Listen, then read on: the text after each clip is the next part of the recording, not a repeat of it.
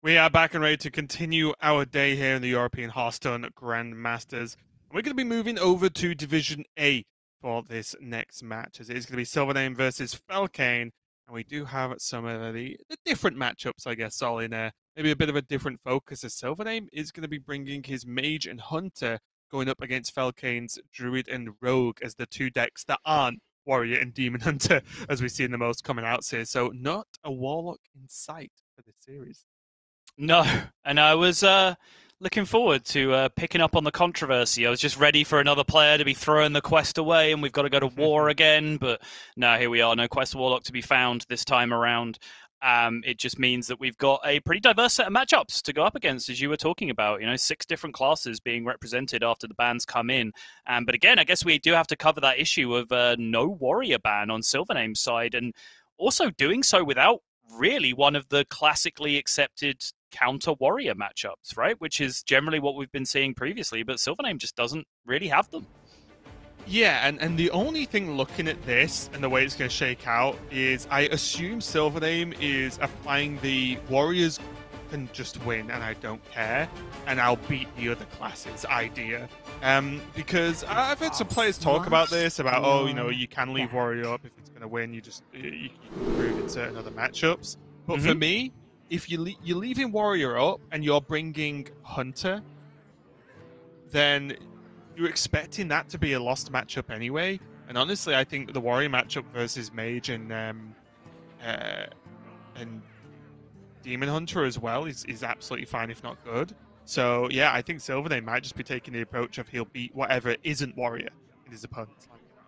Yeah, that is the thing, right? It's Conquest. So Conquest is quite often about your worst deck in the series. So you can certainly argue that your ban strategy should not be to make your opponent's best deck win the least, but to make your worst deck win the most, because that can be the problem in getting out of a series alive in Conquest, where one of your decks just can't find a good matchup in the series. So that's certainly the theory that most of these Leave Warrior Up players have ascribed to, but it's certainly a powerhouse deck that is just consistently getting wins. You can frame it around what I was talking about earlier about the Warlock, where I said we'd expect to see a pretty dramatic drop in win rate for the Quest Warlock, because this week it's expected.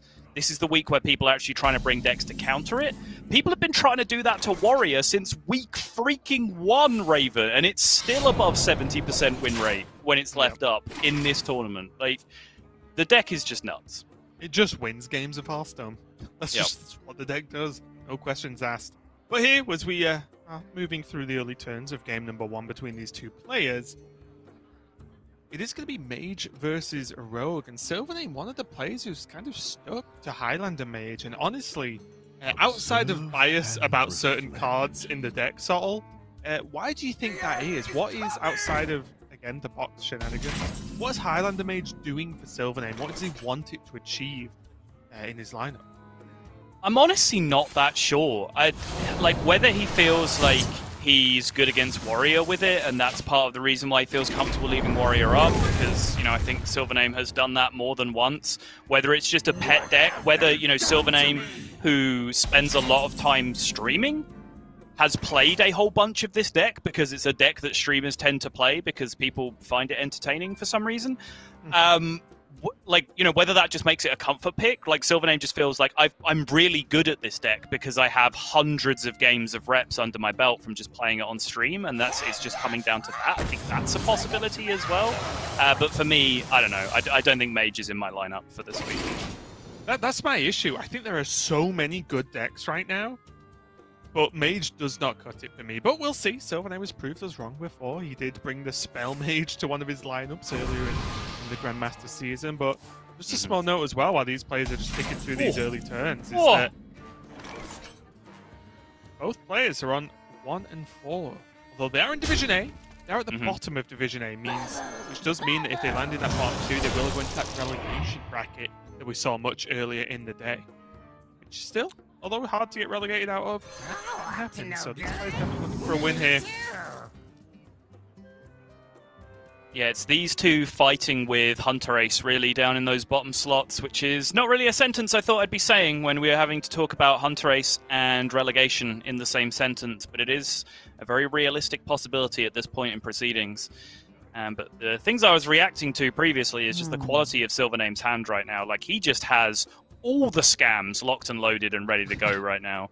Dragoncaster activated by multiple dragons with multiple payoff cards alongside it. Malagos in hand activated as well. Coin. Yep, that is a card in his hand. Dragoncaster thing quicker. I mean, you can do it next turn, right? That's a big deal. Yep. Smart play from Felkeine, pretty obvious, but just wanting to evolve his 2/2 4-drop so it doesn't just get smoked by this Imprisoned Observer when it activates at the start of the turn. Gets a nice high health minion out of it, not really the most aggressive board presence, but still just getting something that comfortably survives against the Imprisoned Observer was a big upgrade. Observe and reflect. Now, there are choices for SilverName, though. He does have this Malagos, which is just a straightforward on-curve play. He isn't being, face down from Felkeine with a ton of aggression. He can afford to play a 2/8. But my problem with going for the Malagos or the Twilight Drake is if you can do your crazy thing early in the game, don't you almost always do it? It's why I do like this. Yeah, I think he's going to go for this Dragoncaster into the Power Station. Yeah. Either one of those, honestly, would be good. Oh, Gyrocopter. Get those minions nice and damaged. Play around all those Seal Fates from the opponent. Remove the board. Don't pick Dragoncaster because that's the disaster scenario against Flick right now, which is the only real removal that Rogue has for this situation. That's what I like about. Yeah, that's what I like about doing it early as well, right? Because at this point, you basically put your opponent on Flick or bust. Yeah. Because these, although we're powerful with the Rush Wind Fury, you can get much sturdier minions as well, which means they still don't really die to the removal, even if there was a minion left over for Felkeine. Right. Now there's Shadow Weaver, there's Eviscerate. There are ways, but nothing too great. So many. Yeah, the Rush Lackey and Eviscerate combination here to at least take the huge threats off the board is definitely a big deal for Felkeine. But it will result in a pretty slow turn. Choose soon. I suppose when your opponent played 14 mana's worth of cards on turn 6, any turn you make in comparison is going to look pretty slow. Right. And that's why I really like the point. He could have just played Malagos, but just do your busted thing as early as possible. Keep it simple. Ooh. Takes the 4. Yeah, smart. I like it. Set it up to get cleared next turn.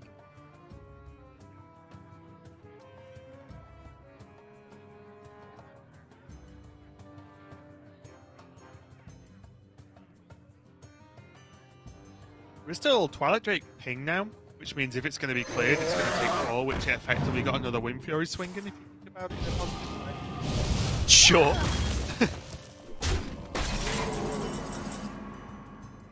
Yeah, I think a big motivation behind that as well is that there's no Conjurer's Calling in SilverName's list, so he knows he's not going to get like Giga punished for just smacking a 6-drop and putting it down to 1 health.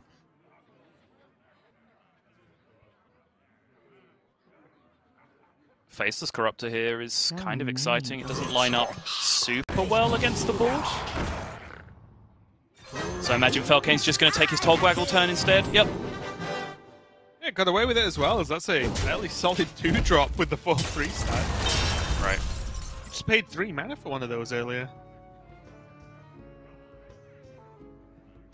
But now, with Malagos in hand, and to a certain extent the Solarian, does SilverName ever smell blood a little bit here and go for a Nova? Push some damage.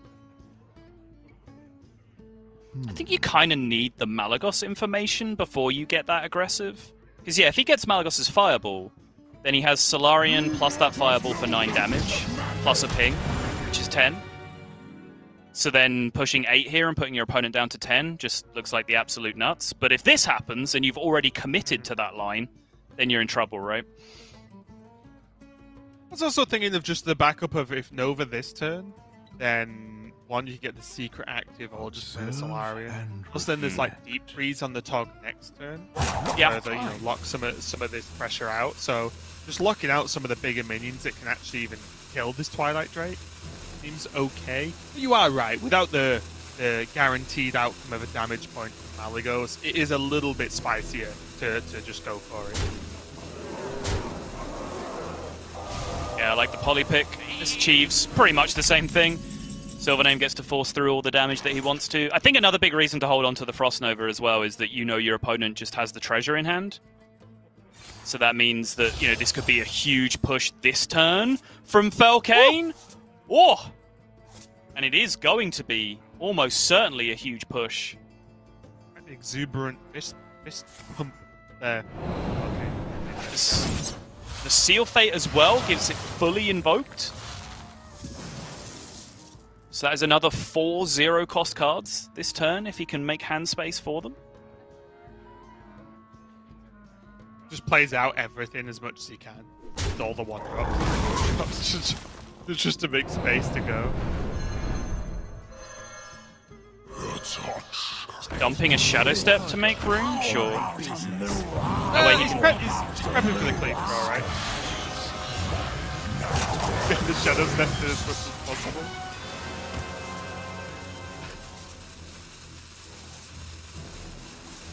Oh. He's that sheep!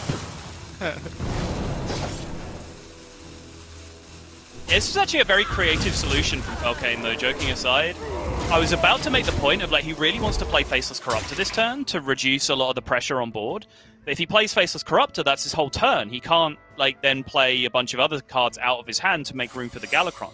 But the creative solution to that was the Shadow Step on the Faceless Lackey that you just saw, because he can then spend a Shadow Step, replay the card he Shadow Steps to get space in his hand, and then use the Faceless Corruptor on that. It's very nicely done.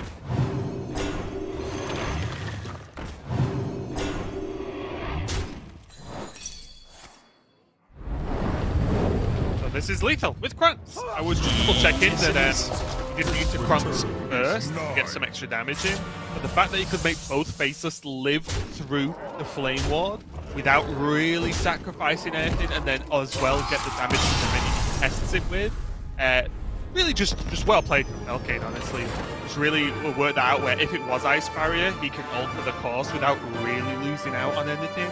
And if it's not Ice Barrier, he wins the game. So I think overall, Felkeine just navigated, especially the last couple of turns, very well. And it paid off. He took the game win over SilverName, game number 1.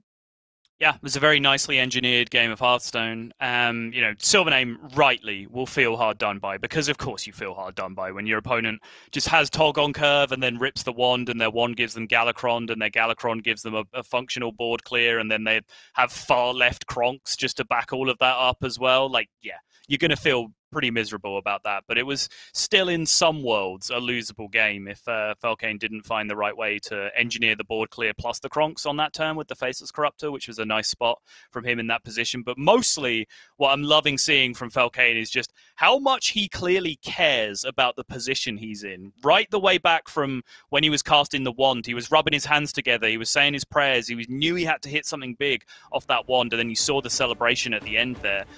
He certainly looks like he's invested in the situation, that he looks like he's fighting for his life, which he certainly is, even though he's in Division A.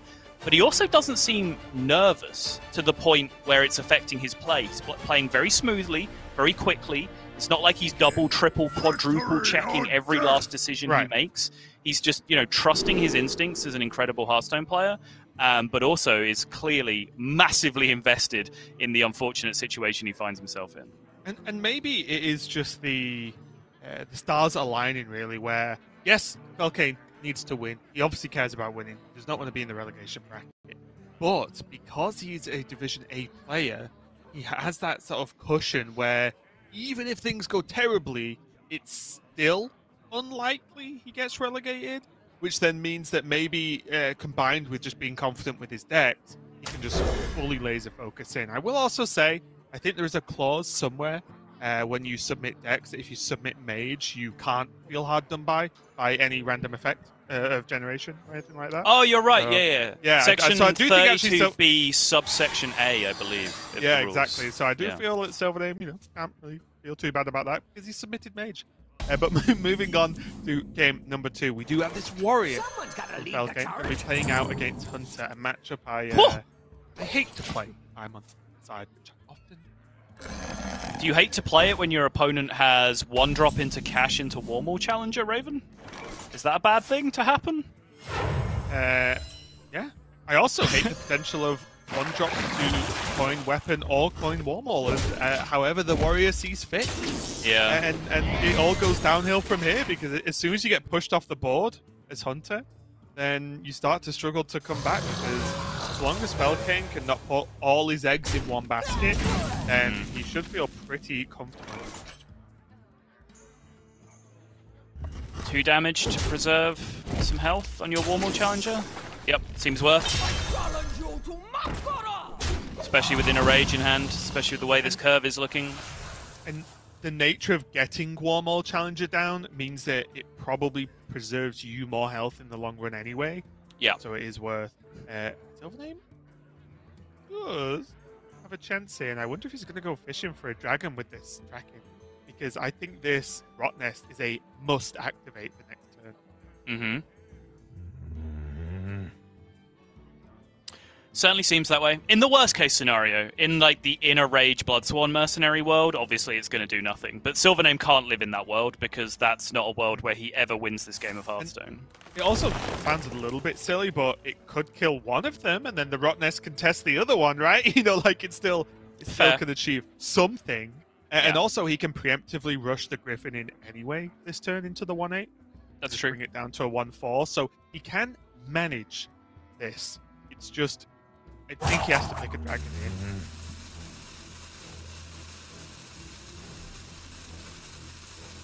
It's probably, honestly, okay to pick Alexstrasza.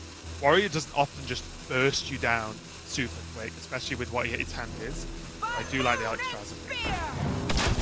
I was going to suggest this Scale Rider play over the Griffin as well, just talk about the merits of it, because obviously you do less damage immediately to the Warmall Challenger, but you also have a 3/3 survive on board, and you preserve 4 removal in hand, as opposed to just having the 2 removal in hand. You do it the other way and keep the Scale Rider instead. So I actually like the way that he did it. I'll show you who's boss.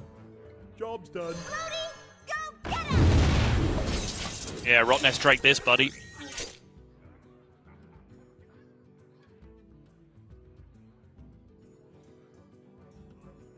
What does SilverName's list look like? Is this guaranteed Prime? Or does he have auxiliary beasts? He has a Phase Stalker, he's playing Secrets. Oh, yeah. We were looking at the list the other day.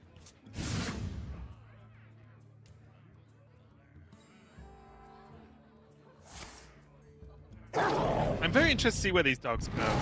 This is something I've tried out about 100 ways. And I think I like that outcome more than anything of how you can go about it.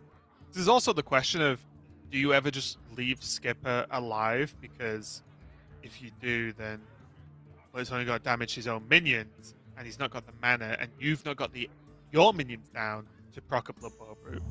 I wonder. Yeah. But it does generate more bombs. Yeah, one of his minions is a Bomb Wrangler, though, yeah, exactly. And it's not like you can just kill off the Bomb Wrangler with your 1/1 Unleash the Hounds, right? Like, that's just not a thing that happens. I've tried it before. Have you? How did it work out? Honestly, well, the idea is you leave the Skipper up, and then they've got 2 bombs, right?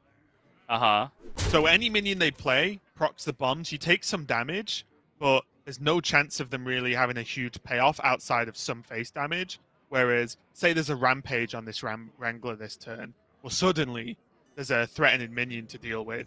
Whereas the Skipper, I feel at least, is something that doesn't often get like stables downhill. Are you aware that you just said Rampage on the Ram Wrangler? I missed that concept.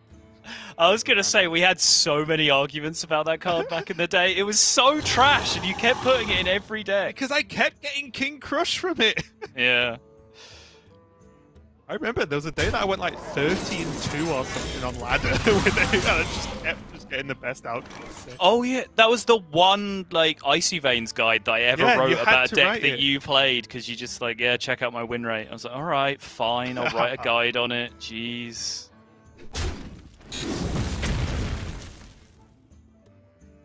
Wow, 4 damage to face. Take those. Greenskin backing this up. Corkron Inner Rage backing this up. Just already dead, isn't he? Oh boy. There is the prime, but by the time it comes down, it... Oh, but does it matter? It might. Well, I was going to say, especially Felkeine won't play the risky skipper by then. It seems unlikely that a skipper will come down unless Felkeine is handed the Battle Rage off the top in the next couple of turns. That'll probably be the only thing that will really motivate him to go for a big skipper play here. It's true. But yeah, it looks like if the Zigzaw comes down, it's going to have to just full trade, and then it can get skippered away.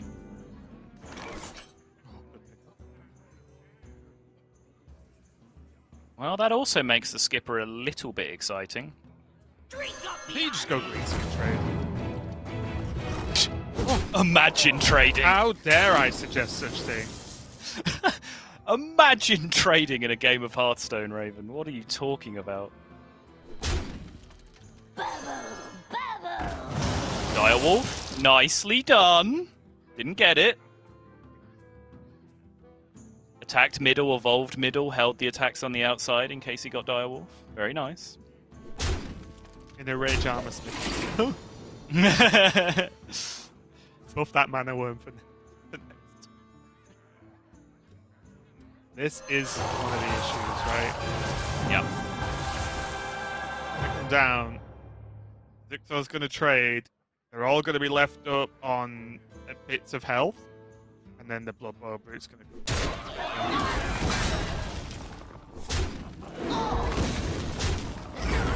With the egg draw, with the lackey from the weapon, the procs are no problem to be able to clear the board anyway, and the filthy battle rage off the top.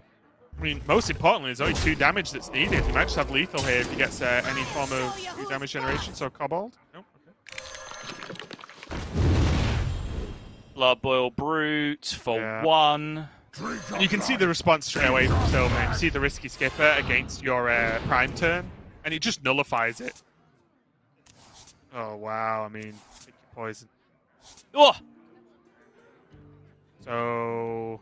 It's probably just egg trade, right? Yeah, just egg trade. Yeah, like, don't get fancy. There is more than enough lethal damage here.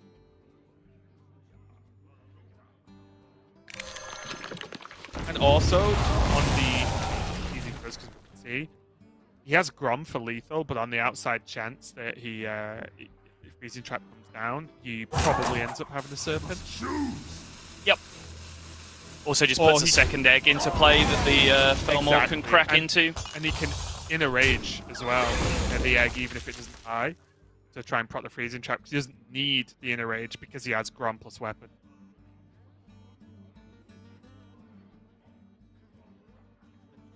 A big question here, is this just a Force Alexstrasza, or does SilverName try and go Freezing Trap brand? It's a great question. I think it's... I'm trying to pretend I don't know the hand. I think I would go Alexstrasza, honestly. I think so too. Because Brand, King Crush specifically, has to hit, what, 3 times? Mm-hmm. Like, that's too many, right? If it was 2 turn, maybe you just take the risk. But 3 times, I think you need better backup than that. But yeah, if SilverName drops the Alex, I do agree with this. Time moves quickly. He's only one, evasive Draconid away from potentially having a game of Hearthstone. But no such thing. Brightwing into Zephyrus! Brightwing into Zephyrus, Zephyrus into Brightwing, Brightwing into Zephyrus. Let's go. Infinite loot, infinite value. Shame about the being dead part.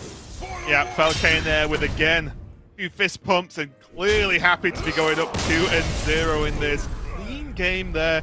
from Felkeine once again. SilverName, rough end of the stick going up against that opening from Warrior. But honestly, I said it, I think when we saw the bans, when we talked about the lineups, Hunter is horrible to play against Warrior because everything needs to go right for you.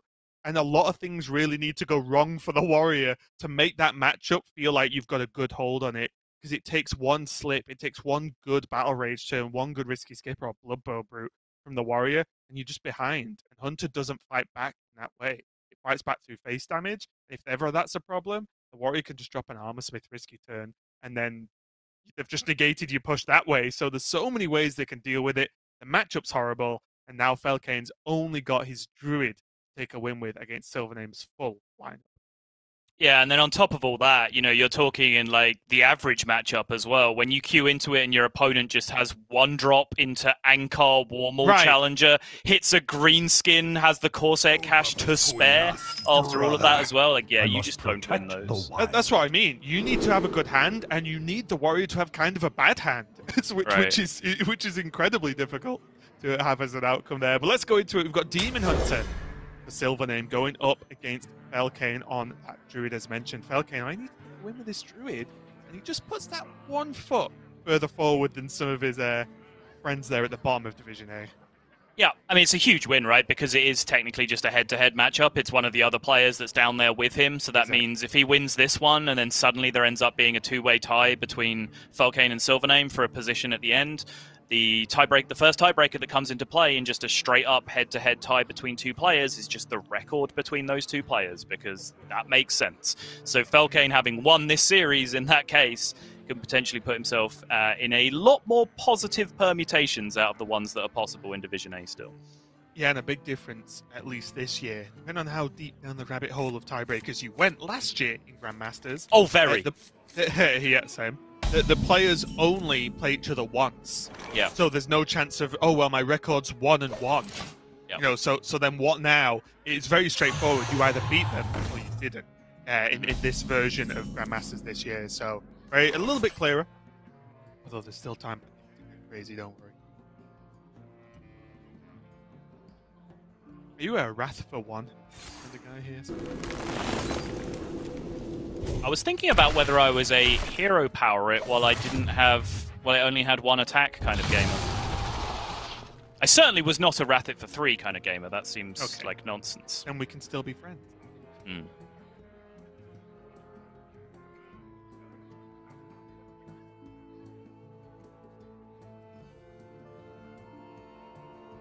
SilverName got one of those Demon Hunter hands. That, yeah. Although it's known for its early aggression, early minion, early board presence, you do win a lot of high-cost cards, actually. And by high cost, I mean like 5+, 4+, maybe. But still, you can get some of these hands just a little bit. But honestly, when Skull is one of those cards, it's just a matter of time. So you can refill into some insane.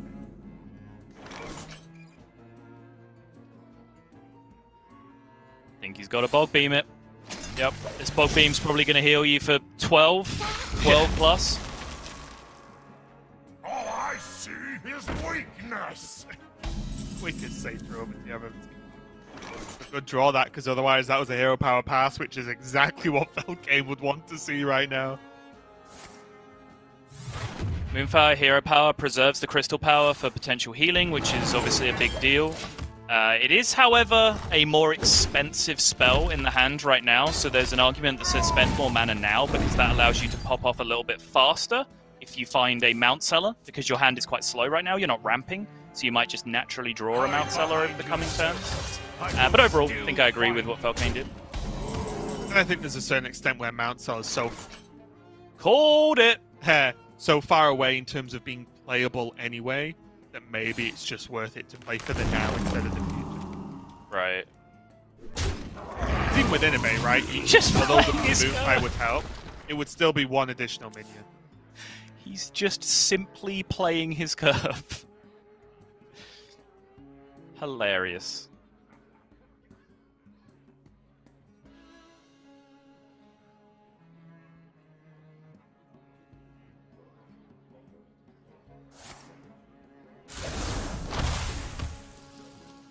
SilverName just going to drop the Metamorphosis, giving up on development, but the Overgrowth draw now for Felkeine is pretty huge.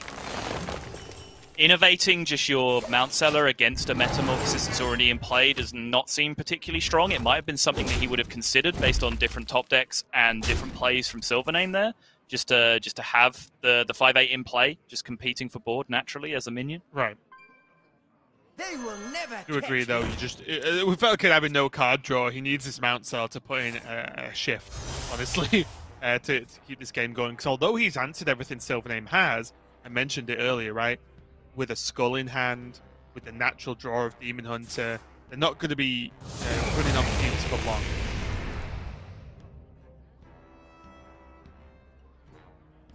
I've seen this game before, Raven. Your next card is just always Fungal Fortunes.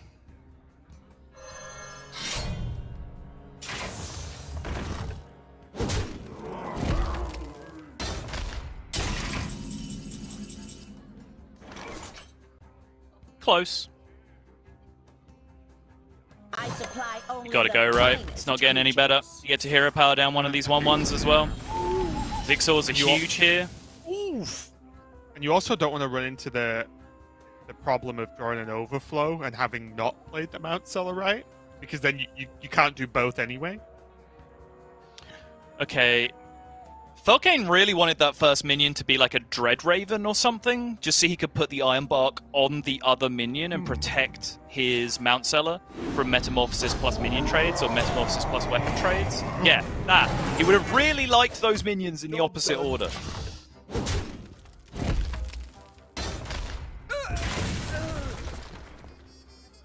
It requires 1 extra damage here to kill this owl.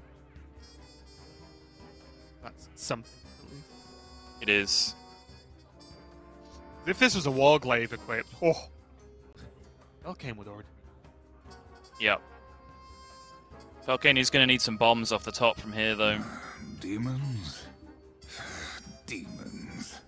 How do you even do it? How many charges of meta does he have left? He still has 2 charges left of meta. Oh my. Okay, this turn is way harder than I thought it was. He can't even get his hero power back this turn. Oh, you mean like Metamorphosis, then get that extra 1 damage I mentioned with Yeah. the hero power re-up? Yeah. Then it's just as simple as just eye-beaming down the Mount Seller, right? Oh, I'm surprised. They will never catch me. He just gets to have a Mount Seller this turn. I was wondering whether SilverName just Skull of Gul'dan and trusted the sheer power of Hunter. Oh. Was like, I will just draw something. Embark. Part number 2, okay. It's an 8 health Mukla Taunt that's protecting his Mount Seller again. He's just going to dump it on the Mount Seller, though? Interesting. 1, 3, 4, 5, 6, 7, 8, 13. There's like 14 damage being represented on board. If you put it on the Mukla, it's the same thing as last turn, right? Where... Is it allow him to trade like this and then just go face with Mount Seller? I think you could have done that anyway. Yeah, but you... Oh, no, you're right, yeah, you're right. But you'd have traded with the Mount Seller, right? Yeah. But you still push the 6. You're still making a 6 attack minion that hits face, yeah. Maybe then that puts the Mount Seller closer to the hero power death, though? I don't know. Right. I grow impatient. I'm just looking at, how much difficulty SilverName had last turn in dealing with a Taunt plus a Mount Seller and just put him straight back in the same spot again if he's going to struggle to deal with it, Right. Waybound, though. We clean up this Mount Seller, and now Felkeine really does just need a dream. SilverName still has the Skull of Gul'dan in hand, which means he can fill up quite easily. Yep. And he's finished this turn with a threatening minion on board. Oh! Unlucky. Deck still has 2 Fungal Fortunes, 2 Rising Winds, 2 Overflows. Sarah Unleashed. Second Mount Seller even. Cards that do things. Yep. SilverName lets out a sigh of relief. I think he knows that he's very much turned the corner now. And Felkeine, sorry buddy, it's going to get worse for you from here. Oh, another Skull into skull and into Altruis. Okay. Oh my. Okay. Is it cold in the shadows? There's Blaze. There's another Spectral. Pretty much, you're looking at SilverName's whole deck. You just play the 4-2. I guess you don't. Bad draws you win anyway. Good draws, maybe you've just lost an Altruis for no reason. Sure. Has to be. I don't know.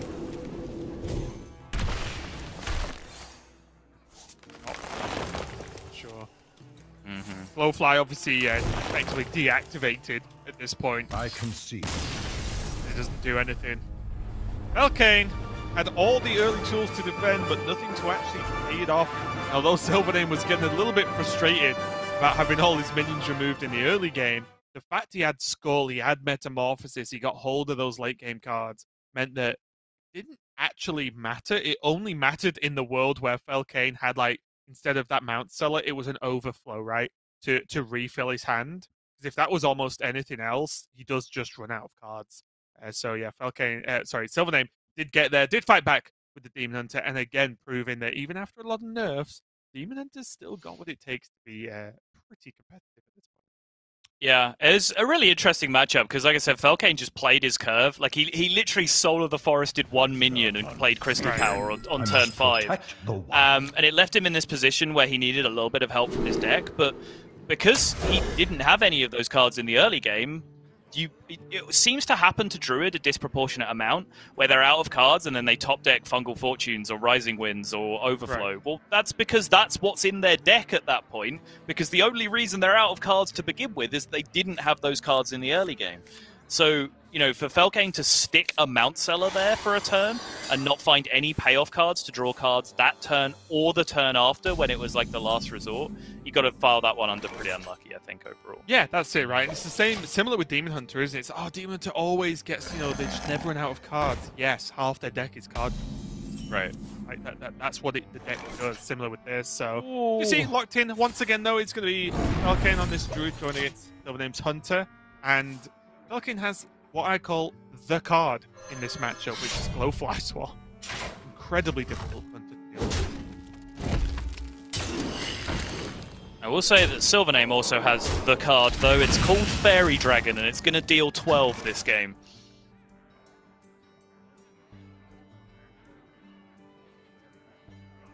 Coin Innovate Glowfly, let's go. It's not going to deal 12 this game. Should get 9 in.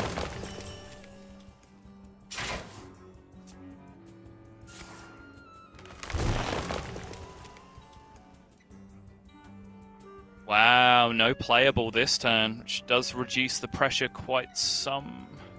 I guess he still plays Primordial Explorer. I'm wondering whether he should get this hammer started swinging. That's a free 3 damage song. That's true, actually, yeah. I mean, who cares about a Desert Spear? Get that hammer going face.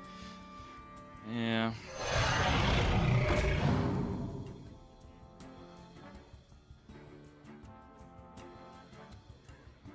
Fairy Dragon? Fairy Dragon hammer next turn?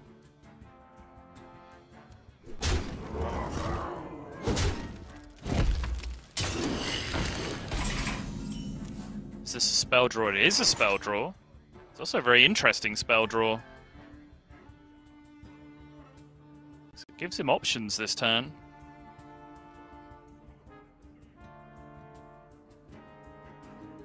You could actually just go Glowfly, Innovate Wrath, the 2/3. Because he's got Overflow next turn, right? And it's probably going to be played, so why not empty some card space, get rid of this pesky poison, defends one of the 2/2s. It's the only minion that isn't actually challenged by this Glowfly. Right. And he's got infinite cards. Like, Exactly, yeah. Maybe if you were going to just rely on Overflow here and you needed your Overflow to chain into more card draw, you might be slightly sketchy about it, but he has basically every card in his deck in his hand at this point.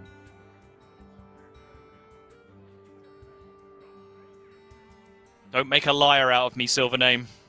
And this is why it's scary for Hunter. Even this, which is not the biggest Glowfly I've ever seen against Hunter, he has to trade one of his best minions away. Yeah. Just to defend, because he can't let these Glowflies get buffed, get Soul of the Forest and so on, because then he will just lose. Yeah. it's such a nightmare card, and it is a world of difference between the Druid specifically having Glowfly and not in the Hunter matchup. So huge. Does have to be, what, 2 buffs or a Soul of the Forest to punish going face with the 3-2 there? Savage Roar as well. Would that do anything? Maybe If not. there was 3 minions in play instead of 2 right now, I don't think so. He could right? use his face to kill the Fairy Dragon. Sure. Then the Fairy Dragon did deal 12. I'm starting to get happier again. Either way, SilverName, Overflow. So big it pushed him back. This is where the game starts to unlock here now. And SilverName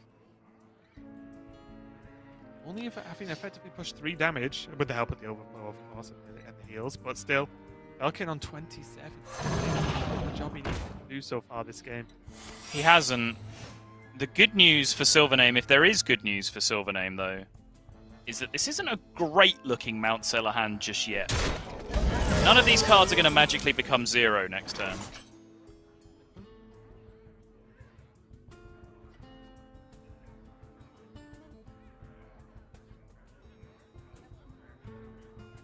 Could go for maybe a mixture of Wild Growth, Rising Wind, and maybe a Crystal Power. Go.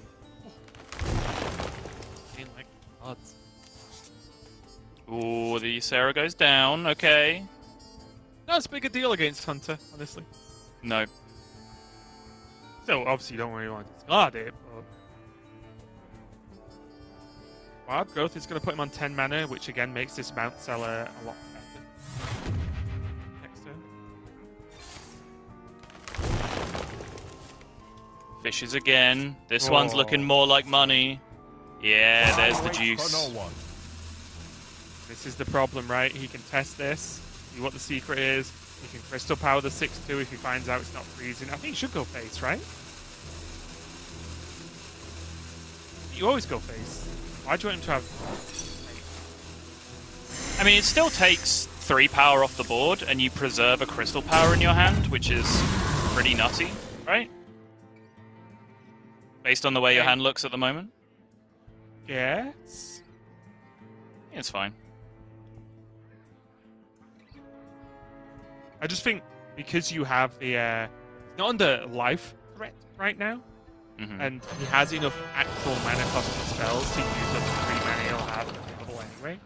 I don't know. I feel like there wasn't much drawback from going face. If it's Freezing Trap, whatever, and if it's not, he just Crystal Powers and it saves a 2-2 on board. My hand is too full. Oh, I supply suddenly, with only the help of old finest Dragonbane, creatures. Felkeine is under threat of hell, so maybe these Crystal Powers are going to come in absolutely clutch right now. Right, which is kind of my point. Where I think it had Crystal to be Power... Dragonbane, correct? I mean, you could have just got freaking Brand in the face that turn. Okay, sure.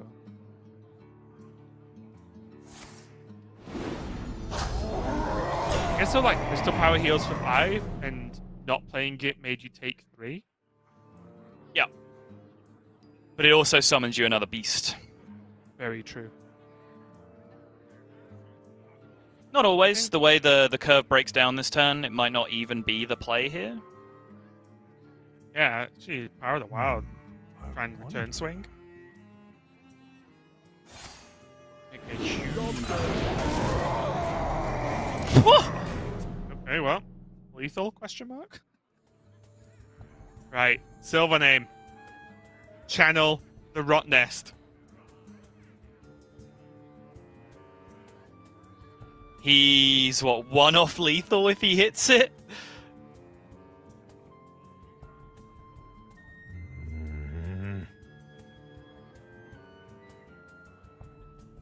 I mean, I don't see another Hearthstone play that's legal this turn.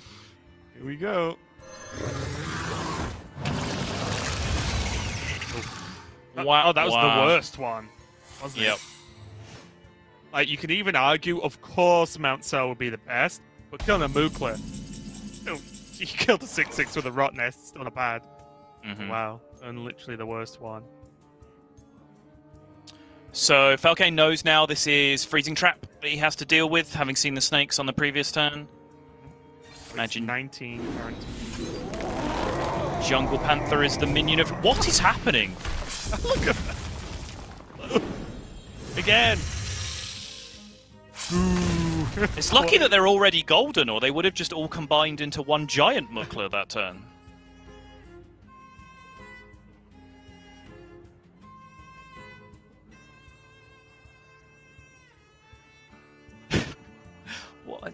What is Hearthstone, Raven? Sometimes you just got to ask yourself. I wonder if actually got the overflow. I think he should. Oh, is this just leave it now? Time waits for no one. 12, 19, 7, 28 with hero power. Plus Come 8, on. 27, 28. Yeah, Savage Draw hero power is exactly lethal, I believe. It looks like he's going to miss it. 13, 19. 6 plus 6 is 12, plus 7 is 19. 6. Plus 8. Light Yep. and hope. Plus hero power. Yeah. Did you get the Solar Forest down? Oh, please, Felkeine, look at the discards. Oh! His APM was not high enough. He wasn't able to get the second Deathwing out of his hand before it discarded. With the help of the Savage Roar, although Felkeine missed it, the help of the Savage Roar and mainly the Solar Forest setup means, even though, yes, he did miss lethal, he could kind of afford to. And he does finish off this game, taking down SilverName 3-1 there. Felkeine picks that much-needed win to put himself in a much more comfortable spot in Division A going into this final weekend. Yeah, as much as he was certainly tunneled on survival at the end there, you know, I'm not going to be one of those missed lethal apologists. Like, there's no such thing as an acceptable missed lethal. Like, just don't do it. Be better than that, you know? But overall, I think he played that series overall. And, you know, by the same brush, I don't think, you know, a player occasionally missing lethal or a player occasionally messing up their direwolf positioning or a player occasionally giving someone one extra armor by attacking minions in the wrong order, like... To the average spectator, that might look, oh, he's bad, he made a mechanical mistake. But that's not actually what separates good players from bad players. Good players are separated from bad players due to matchup understanding and creativity and finding ways to get out of positions when they're in bad spots in matchups. And I think from that perspective, Felkeine played that series pretty well. Yeah, and honestly, in terms of the tunneling for a defensive standpoint, it would have worked differently, of course, but it's why I was about to suggest, as he did the draw anyway, the overflow because of the health benefits, because at that point Felkeine was in such a solid spot. As long as he didn't just die next turn, then he almost certainly wins, right? Because that board is almost impossible to clear. So I do get where he was coming from there, but yep, it was missed, but he did end it in a positive note by getting the win anyway. And now next up, so we have our match. It's flown by. It is going to be Bunny Hopper versus Ball Control, another Division A match. Indeed, and Boar sitting pretty in second place in the division, I believe, going into the day with 4 wins out of his 5 matches played. He does still have 2 left to play, but it's a pretty tough week for him. If you want to look at it in terms of name power, he plays against Bunny Hopper today, and then he plays against Hunter Ace on the weekend, which, you know, you could argue are the 2 best players in Europe. But you know, you have to then ignore the fact that neither of them are really setting the world on fire in Division A in GM. And, you know, we had it in hot takes, like, are we not giving Jarla enough credit for the fact that he sits atop Division A in Europe, and overall, throughout all 3 seasons of GM, he now has the highest overall win rate out of all GMs in the European region. So maybe it's time that Jarla just joined that pantheon of the absolute best in Europe. Yeah, and we can see that, right? It's Jarla sitting at the player who is sitting above Ball Control, as you mentioned. He's looking very, very safe. Obviously, he's just going to be in playoffs. And if he can make that through and book the spot in Worlds, then, you know, who knows? Maybe we're already looking at our next world champion. We'll have to see. But I do think he is very much good enough. But Bunny Hopper versus Ball Control is coming up next. Double Warrior Band Settle. We're back to normal life here. As again, I still struggle just to deal with the strategy of leaving Warrior up, but we see that's not the case this time round. No priests for Bunny Hopper to take his time over either. It's going to be the Hunter Demon Hunter Rogue going up against the Druid Warlock Demon Hunter. So again, something I've been loving week in, week out of Grandmasters is just variety. The lineups every week, and not only changing throughout weeks, but changing throughout players as well. Like, ball control, one of the best players in Europe, no doubt in my mind. Bunny Hopper, you don't even have to talk about his legacy so far. Both bringing just different lineups to the table here. With the two of the decks that aren't Demon Hunter and Warrior completely